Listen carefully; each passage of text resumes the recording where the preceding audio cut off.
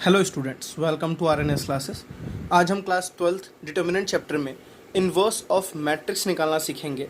Students, आप अभी just बोलेंगे हमने तो इन्वर्स ऑफ मैट्रिक्स चैप्टर में पढ़ा था। डेफिनेटली वहाँ पे हमने पढ़ा था by row transformation, by column transformation. Students, यहाँ पे हमें डिटर्मिनेंट चैप्टर में हमें जो मैट्रिक्स का इन्वर्स निकालना है वो एडजॉइंट के हेल्प से और डिटर्मिनेंट के हेल्प से निकालना है। ठीक है, क्वेश्चन आने के चांसेस एग्जाम में इसके ज़्यादा होते हैं। सबसे पहली बात कंडीशन मतलब मैंने आपको इन्वर्स जब वहाँ रो ट्रांसफॉर्मेशन से पढ़ाया था वहाँ भी मैंने बताया था कि किस मैट्रिक्स का आप इन्वर्स निकाल सकते हैं, उसकी कंडीशन है। यहाँ पे आपको अच्छे से डिटेल में समझ आएगा। ठीक है, तो सबसे बड़ी बात वो मैट्रिक्स स्क्वायर मैट्रिक्स होना चाहिए। तो पहले मैं स्टेटमेंट लिख देता हूँ। If A is square matrix, ठीक है, एंड सबसे इंपॉर्टेंट चीज़ जो है determinant of A is not equal zero, मतलब जो मैट्रिक्स होगा स्क्वायर मैट्रिक्स, जो उसका डिटर्मिनेंट होगा वो जीरो के इक्वल नहीं आना चाहिए। जीरो के इक्वल नहीं, स्टूडेंट्स आपको पता होगा। ठीक है, जिस मैट्रिक्स का डिटर्मिनेंट जीरो आ जाता है उसको हम बोलते हैं सिंगुलर मैट्रिक्स। जिस मैट्रिक्स का डिटर्मिनेंट जीरो आ जाता है उसको क्या बोलते हैं? सिंगुलर। तो यहाँ पे जो ए है वो कैसा होना चाहिए? ए इज नॉन सिंगुलर मैट्रिक्स। मेरी बात समझ आई? एक ऐसा होना चाहिए non singular matrix. Singular matrix वो होता है जिसकी डिटरमिनेंट की वैल्यू जीरो आती है। नॉन सिंगुलर मैट्रिक्स वो होता है जिसकी डिटरमिनेंट की वैल्यू जीरो नहीं आती। मैं शॉर्ट में अगर आपको लिख दूँ तो सिंगुलर मैट्रिक्स किसको बोलते हैं?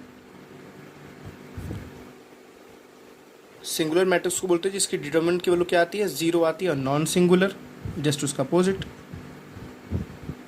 नॉन सिंगुलर मैट्रिक्स जिसकी डिटर्मिनेंट ऑफ ए की वैल्यू जीरो नहीं आती है। आपको मैंने डिटर्मिनेंट के स्टार्टिंग में ही पढ़ाया था। तो ये दो कंडीशन स्टूडेंट्स होनी चाहिए। वो डिटर्मिनेंट जो जिसका हमें इन्वर्स निकालना है जिस मैट्रिक्स का, ठीक है, वो हमेशा एक स्क्वायर मैट्रिक्स होनी चाहिए, फर्स्ट पॉइंट।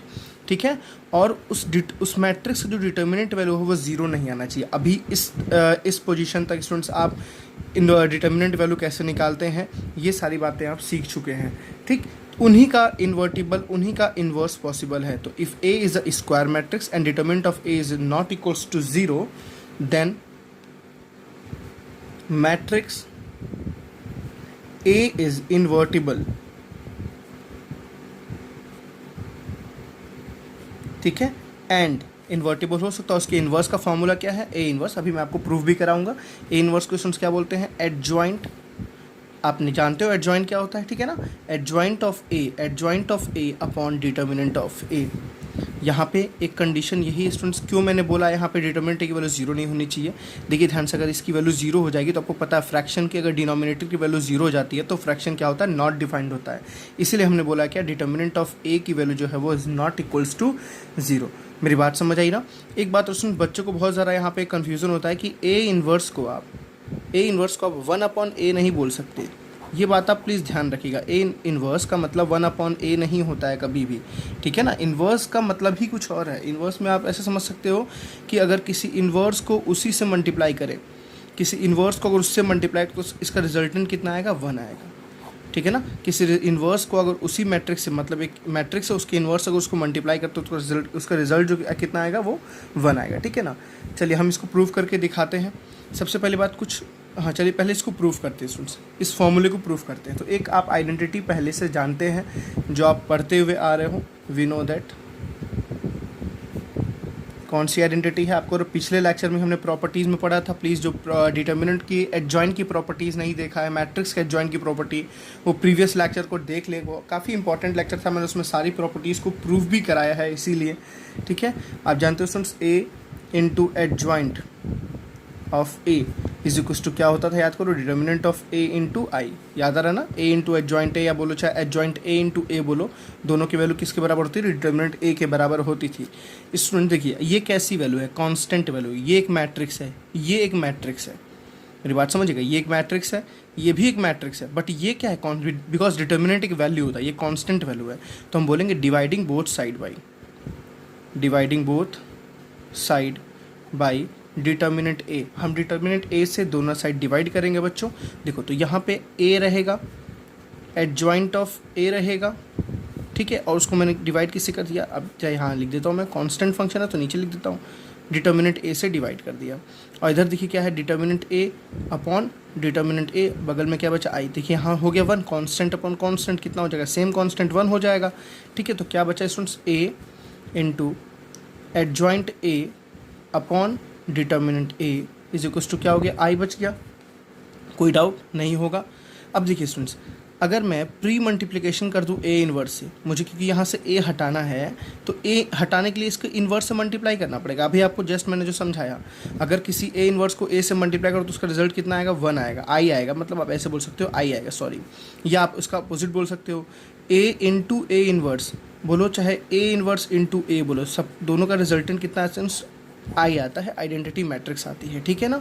तो अगर मैं प्री मल्टीप्लिकेशन को, देखो प्री का मतलब होता है पहले, ये बहुत इंपॉर्टेंट रोल होता है किसी भी मैट्रिक्स के मल्टीप्लिकेशन में। ठीक है ना। तो प्री कब यूज़ करना है, पोस्ट कब यूज़ करना है। प्री यूज़ करना है ए से, पोस्ट कर दोगे तो ये इससे मल्टीप्लाई हो जाएगा, इससे मल्टीप्लाई नहीं हो जाएगा। ठीक है ना, आपका नॉर्मल मल्टीप्लिकेशन ये नहीं है। ठीक है, तो प्री मल्टीप्लिकेशन या pre multiply by A inverse both side. ठीक है, दोनों साइड हम प्री मल्टीप्लाई करेंगे ए इनवर्स से। देखिए यहाँ क्या हो जाएगा students, A inverse into A, bracket में क्या रहेगा, adjoint of A upon determinant of A is equals to, देखिए इसके आगे भी आगे रहेगा ए इनवर्स और बगल में क्या है आई। देखिए मैंने यहाँ से और यहाँ पे दोनों चीज़ से सेम चीज़ से मल्टीप्लाई किया। देखिए स्टूडेंट्स ये क्या बन जाएगा आपके पास, आइडेंटिटी मैट्रिक्स बन जाएगा। और आइडेंटिटी मैट्रिक्स किसी के साथ मल्टीप्लाई हुआ तो वही रिजल्ट आता है, आपको पता है ना। जैसे मैंने बोला, अगर ए आई का मतलब क्या होता है, ए आई का मतलब स्टूडेंट्स क्या होता है, आई ए ही होता है। ठीक है, तो आइडेंटिटी मैट्रिक्स किसी से मल्टीप्लाई होती है तो रिजल्टेंट वही आता है। तो यहाँ पर मैं क्या लिख सकता हूँ, adjoint of A upon determinant A, adjoint of A upon determinant A. और देखिए यहाँ भी ए इनवर्स एक मैट्रिक्स है, उससे आइडेंटिटी मल्टीप्लाई हो तो क्या हो जाएगा, ए इनवर्स बचेगा।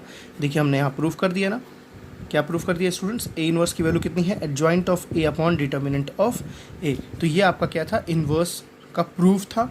इन्वर्स कैसे निकालते हैं वो था। अभी हमें कुछ प्रॉपर्टीज़ भी डिस्कस करनी है। सारे इन्वर्स पे एक एक प्रॉपर्टी हम डिस्कस करेंगे। इन्वर्स कैसे मतलब सॉरी इन्वर्स की प्रॉपर्टी क्या होती है। सर मैं अभी एडजॉइंट मैट्रिक्स की प्रॉपर्टी देखी, वैसे ही हमें इन्वर्स मैट्रिक्स की प्रॉपर्टी देखनी है। 4 चीज़ें स्टूडेंट्स हमेशा याद रखना आपको। एक ये प्रॉपर्टी याद रखनी है, ठीक है, ये चीज़ याद रखनी है। सिंगुलर का मतलब क्या होता है, नॉन सिंगुलर का मतलब क्या होता है। तो चलिए स्टूडेंट्स एक हम क्वेश्चन ट्राई करते हैं। अभी हमने जो फार्मूला इन्वर्स का पढ़ा है, एक आपको मैट्रिक्स ए दी हुई देखिए 3x3 स्क्वायर मैट्रिक्स है। आपको बोला है ए इन्वर्स निकालो, तो मुझे पता है ए इन्वर्स क्या होता है students, adjoint of A upon determinant of A. ठीक है, तो मुझे 2 चीज़ निकालना, मुझे एडजॉइंट निकालना, मुझे उस मैट्रिक्स का डिटर्मिनेंट वैल्यू निकालनी है। तो आपको स्टूडेंट्स पता है एडजॉइंट के लिए थोड़ा सा मेहनत करना। मैं इसके बाद के एक वीडियो में स्टूडेंट्स इसका एक शॉर्टकट ट्रिक बताऊंगा कि आप मैट्रिक्स का इन्वर्स कैसे फ्यू सेकेंड्स में निकाल सकते हैं। इन फ्यू सेकेंड्स आप इसका इन्वर्स निकाल सकते हैं, ठीक है। बट आपको आपके बोर्ड के रूल से, आपके एनसीईआरटी के अकॉर्डिंग, सीबीएसई के अकॉर्डिंग आपको यही मेथड को फॉलो करना है आपके एग्जाम्स में भी। बट कॉम्पिटिटिव एग्जाम्स के लिए मैं आपको एक मेथड बताऊंगा जिसको आप फॉलो कर सकते हैं। चलिए सबसे पहले स्टूडेंट्स एडजॉइंट निकालना है। एडजॉइंट निकालने का आपको मैंने समझाया है कि एडजॉइंट कैसे निकालते हैं। अगर जिन बच्चों को नहीं आता पहले उस प्रीवियस वीडियो को आप देख सकते हैं। हम क्या निकालेंगे स्टूडेंट्स, सारे एलिमेंट्स का कोफैक्टर निकालेंगे और उन कोफैक्टर का क्या कर देंगे, ट्रांसपोज कर देंगे, ठीक है। तो जैसे देखिए कोफैक्टर ऑफ 1 1, इस एलिमेंट का कोफैक्टर निकालूंगा, इस एलिमेंट का कोफैक्टर ऑफ 1 2, कोफैक्टर ऑफ 1 3, ठीक है students. Cofactor of 2 1, cofactor of 2 2, cofactor of 2 3, cofactor of 3 1, cofactor of 3 2, cofactor of 3 3, ठीक है स्टूडेंट। सबसे पहले हम क्या निकालते हैं, आपको पता ही होगा, कोफैक्टर्स निकालते हैं सारे एलिमेंट्स का, उसके बाद ही हम कोई काम करते हैं। देखिए मैंने आपको एक ट्रिक बताई थी स्टूडेंट्स, अब बस ना कोफैक्टर साइन पे मत ध्यान दो, साइन को आप आखिरी में डील करना, ठीक है। चाहो तो साइन को पहले लिख सकते हो, जैसे इसको क्या करें, सबसे पहले -1 टू पावर 1 + 1, देखिए -1 टू पावर 1 + 1, इसको क्या लिखेंगे स्टूडेंट्स, -1 टू पावर 1 + 2, देखिए फर्स्ट टू सेकंड कॉलम, इसको क्या लिखेंगे, -1 टू पावर 1 + 3, -1 टू पावर बच्चों 2 + 1, -1 to power 2 + 2, -1 to power 2 + 3, -1 to power 3 + 1, -1 to power 3 + 2 and -1 to power 3 + 3, ठीक है ना। ये आपके साइन आ गए। अब इसकी वैल्यूज़ लिखते, देखिए पहला रो के अगर आपको इसका कोफैक्टर निकालना है तो क्या करेंगे, इसको क्लोज करेंगे, इसको क्लोज कर, देखिए इस एलिमेंट का निकालना है ना, तो ये क्लोज होगा, ये क्लोज होगा, तो क्या बचेगा, देखिए 5 2 ज़ा 10 माइनस 4 0 ज़ा 0, तो क्या बचेगा सुन, 10 बचेगा। समझ आ रही बात है ना, क्या आया, 10 आया। अभी मैंने इसको साइन कर भी, सॉल्व कर भी लिखना है, ठीक है। जल्दी से इसका कैलकुलेट करते हैं, तो ये बन 5 0 ज़ा 0 माइनस 4 0 ज़ा 0, तो यहाँ पे 0 मल्टीप्लाई हुआ, ये बन 0 0, तो यहाँ 0 मैं फास्ट कर रहा हूँ, आप समझिएगा कैसे करना है इसको, ठीक है। चलिए सेकेंड रो फर्स्ट कॉलम, ये इस एलिमेंट को सेकेंड रो फर्स्ट कॉलम, तो ये बन जाओ 5 2 ज़ा 10 माइनस 3, तो यहाँ हो जाएगा, सॉरी 10 माइनस 0 10 हो जाएगा, दिस एंड दिस, ठीक है ना। ये और ये बन रहा, तो 5 1 ज़ा 5 माइनस 0, तो यहाँ सुन हो जाएगा 5, ठीक है ना। बहुत ईजी तरीके से आ रहा, बहुत कोई टफ कैलकुलेशन तो नहीं है यहाँ पे, आई थिंक सो। यहाँ ये बंद हुआ, ये बंद हुआ, तो देखिए ये 0 ही हो गया, यहाँ भी सब 0 ही, मैक्सिमम 0 ही आपके सामने आ रहा है, ठीक।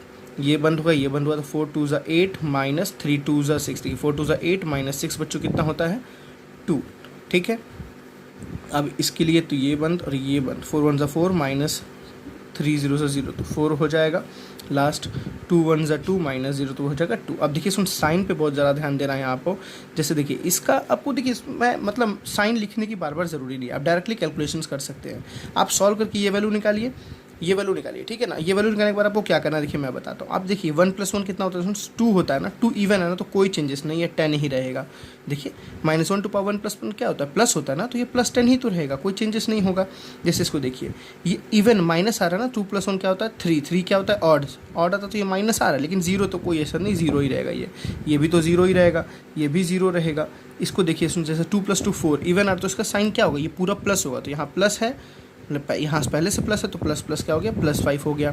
देखिए ये यहाँ समझिए, हाँ ध्यान से, 2 + 1 क्या हुआ 3, 3 क्या है ऑड है, ऑड है, तो सुन इसका साइन क्या आएगा, नेगेटिव, तो माइनस, और यहाँ पहले से प्लस है, तो माइनस प्लस क्या हो गया, -10, ठीक है ना। यही आपको मैं समझाने की कोशिश, जैसे यहाँ देखिए 3 + 1 क्या रहा, 4, 4 इवन है ना, तो यहाँ जो था वही रहेगा, 2 ही रहेगा, ठीक। इसको देखिए 3 + 2 5 ऑड है ना, तो यहाँ क्या आ जाएगा, -4 आ जाएगा, क्या आ जाएगा, -4। यहाँ सुन 6 है, तो 6 इवन, तो यहाँ +2 रहेगा, ठीक है। अब देखिए मैंने सारी वैल्यूज़ लिख दी ना। अब उनका अगर मुझे जब एडजॉइंट निकालना होता है, एडजॉइंट ऑफ ए, तो मैं क्या बोलता हूँ, उसके कोफैक्टर्स का ट्रांसपोज, मतलब उनके सारे कोफैक्टर्स को लिखूंगा, उसका ट्रांसपोज करूँगा। तो पहले कोफैक्टर्स को लिखते हैं स्टूडेंट्स। देखिए कोफैक्टर ऑफ 1 1 कितना था, 10, समझ आ रही बात ना। कोफैक्टर ऑफ 1 2 कितना था, देखिए 0, ठीक है स्टूडेंट्स। कोफैक्टर ऑफ इसका कितना था, ये भी 0 था। 2 1 का कितना था, देखिए -10 था। इसका कितना था, 5 था। इसका कितना था, 0 था। इसका कितना था, 2 था, है ना, 2 था। इसका कितना आया स्टूडेंट्स, -4 आया। इसका कितना आया, 2 आया। अब कुछ नहीं करना है, इसका ट्रांसपोज कर दो बस। ट्रांसपोज करने पे आपको पता ही है, जो रो में उसको कॉलम में चेंज कर दो। तो 10 0 0, देखिए पहला रो पहला कॉलम में आ गया, दूसरा रो दूसरे कॉलम में, -10 5 और 0, देखिए -10 5 और 0 को मैंने दूसरे कॉलम में, 2 - 4 2 2 -4 एंड 2, ठीक है स्टूडेंट्स। ये आपने क्या निकाल दिया, एडजॉइंट निकाल दिया। ये आपका क्या है, एडजॉइंट। अब आपको क्या निकालना है, डिटर्मिनेंट ऑफ ए। तो ये तो आई थिंक सबको आता है, वो डिटरमिनेंट कैसे निकालते हैं, कैसे 1, उसके अंदर क्या आएगा, आप चाहो तो डायरेक्टली निकाल सकते हो। देखो 1 × 10, पहले रो के सारे एलिमेंट को पहले रो के कोफैक्टर से मल्टीप्लाई कर दो, वही आपकी डिटर्मिनेंट वैल्यू है। मैं दोबारा बोल रहा हूँ स्टूडेंट्स, बहुत ईजी है। पहले रो के सारे एलिमेंट को पहले रो के कोफैक्टर से मल्टीप्लाई कर दोगे तो वो डिटर्मिनेंट वैल्यू, देखिए पहले रो के ही तो कोफैक्टर है ना, 1 1 यहाँ आता है, 1 2 यहाँ आता है, 1 3 यहाँ आता है। मैं आपको पीछे समझाया हूँ कैसे एक्सपेंड करते हैं, तो इतना ज़्यादा दिमाग लगाने की जरूरत नहीं है। कैसे करेंगे, 1 × 10 1 × 10, ठीक है, प्लस करना है 2 × 0 2 × 0 प्लस 3 × 0 3 × 0, देखिए स्टूडेंट्स कितना आएगा, 10 1 से कितना आ गया, 10। आपको अगर दिक्कत है इसमें, आपको ये नहीं समझ आए स्टूडेंट्स, तो आप पुराना ही मेथड यूज़ करो जो मैं आपको चलो एक बार और करके दिखाता रहा हूँ कुछ बच्चों के लिए। 1 है, 1 यहाँ लिख दीजिए, उसके अंदर क्या है, देखिए ये क्लोज हुआ, ये क्लोज हुआ, 5 2 ज़ा 10 5 2 ज़ा 10 और -4, तो यहाँ 10 आ गया। अब देखिए मैं पहले कॉलम के अलॉन्ग एक्सपेंड कर रहा हूँ बच्चों, पहले कॉलम की क्यों कर रहा हूँ, इसमें ज़्यादा है ना, तो 1 है, इसको सॉल्व करने की ज़रूरत है ही नहीं वैसे भी। तो देखिए इसका भी रिजल्ट कितना आया, 10 ही आया। इसका भी रिजल्ट क्या है, 10। लेकिन ये सबसे इफेक्टिव मेथड होता है, बिकॉज ये 0 रहे चाहे ना रहे, आप इसको आसानी से सॉल्व, बस मल्टीप्लाई करना है, प्लस करना, आपका रिजल्ट सामने है। चलिए मुझे दोनों चीज़ निकल गया, मुझे एडजॉइंट भी निकल गया, मुझे डिटर्मिनेंट भी निकल गया। अब ए इनवर्स मुझे निकालना है स्टूडेंट्स, तो मुझे फॉर्मूला पता है, ए इनवर्स कितना होता है, adjoint of A upon determinant of A, ठीक है। कई लोग इसको ऐसे बाहर डिटर्मिनेंट करके लिखते हैं, ऐसे लिखते हैं 1 अपॉन डिटर्मिनेंट ए इंटू एडजॉइंट ए, तो कोई दिक्कत नहीं है, अपने कंफर्टेबल के हिसाब से आप लिख सकते हैं। चलिए 1 अपॉन डिटर्मिनेंट, देखिए इसमें डिटर्मिनेंट की वैल्यू 10 आई है ना, और एडजॉइंट ए की वैल्यू देखिए कितनी है, आपने निकाली है ना ऊपर, 10 -10, 2, 0, 5, -4, 0, 0 एंड 2। मेरी बात समझ आ रही है ना? तो आप बस 10 से सबको चाहो तो डिवाइड कर दो अंदर। देखो 10 से डिवाइड हो रहा है ना, 10 10 कितना हुआ 1, ये कितना हुआ स्टूडेंट्स -1, ये कितना हो जाएगा जल्दी से बताइए 1/5, 2/10 कितना होता है 1/5, ये कितना हो जाएगा 0, ये कितना हो जाएगा बच्चों 1/2, ये कितना हो जाएगा -2/5। देखिए 4/10 कितना होता है -2/5 होता है, तो माइनस आगे है, माइनस लग जाएगा। ठीक, ये 0 एज इट इज़, ये 0 एज इट इज़, 2/10 कितना होता है बच्चों 1/5। तो ये आपकी क्या है ए इन्वर्स है। बात समझ आ रही है ना? ये आपका क्या है स्टूडेंट्स ए इन्वर्स है। ऐसे ही आपको ए इन्वर्स कैलकुलेट करना है। मैं आपको इससे एक शॉर्टकट मेथड भी बताऊंगा नेक्स्ट लेक्चर में। पहले आप इस पे अपनी अच्छे से पकड़ बना लीजिए, ठीक है स्टूडेंट्स? नेक्स्ट लेक्चर में देखते हैं इसकी प्रॉपर्टीज़ के बारे में। So thank you.